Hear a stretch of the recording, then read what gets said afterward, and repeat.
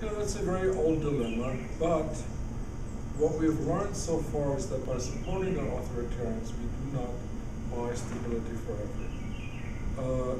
So the strategic interest that we have in certain other nations is one interest, but it's not all the interest. I think it's very important that we do not side with the forces of reaction and unfreedom and authoritarianism. So we have to do business with everyone. We can't choose who we're going to have diplomatic relations with. But we can stand up and demonstrate our adherence to a clear set of principles, which are our own principles: West, democracy, liberal state, independent judiciary, freedom to demonstrate, freedom to form parties. I think we should stand for that even as we deal as we have to with the despots. Thank you. And Professor Mead?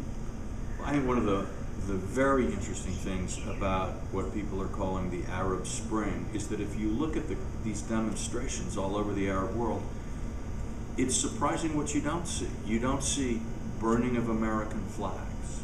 You don't see burning even of Israeli flags. You actually see people talking about wanting democracy, wanting control of their own lives. Yes, some of the people involved in these demonstrations and movements are very conservative and pious Muslims, some of whom believe in what we might call political Islam, but there are other currents of thought as well.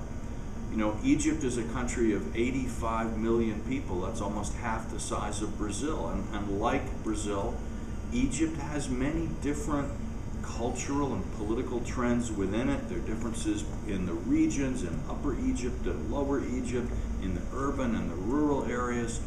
So, but it has no caipirinhas.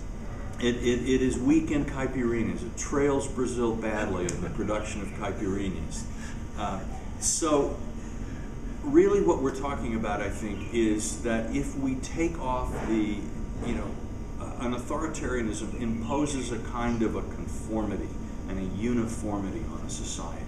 And if you let the natural diversity of different countries and different peoples express themselves freely, you won't always get politicians or movements that are comfortable or easy for foreigners to deal with.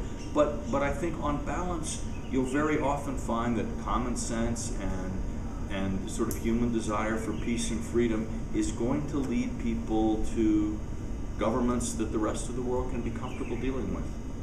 Not always, but often.